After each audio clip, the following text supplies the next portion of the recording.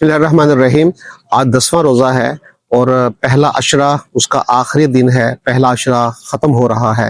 پہلا عشرہ اس حوالے سے حدیث میں آتا ہے کہ پہلا عشرہ یہ رحمت ہے، یعنی اس عشرے میں اللہ کی رحمتیں اپنے جوبن پر ہوتی ہیں اور بھرپور برس رہی ہوتی ہیں۔ اسی لیے اس عشرے میں کثرت سے یہ دعا کرنی چاہیے، اللہ مفتح لی ابواب رحمتی کا، کہ اے اللہ میرے لیے اپنے رحمت کے دروازے کھول دے۔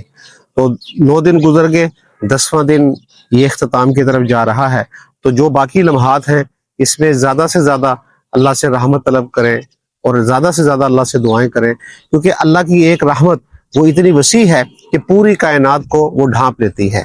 اللہ کی رحمت کا کوئی مقابلہ نہیں ہے، اور اگر اللہ کی رحمتیں انسان پر برسنا شروع ہو جائیں تو اس کے دنیا اور آخرت کے سارے مسائل حل ہو جاتے ہیں اور اس کو کسی قسم کی پریشانی نہیں ہوتی۔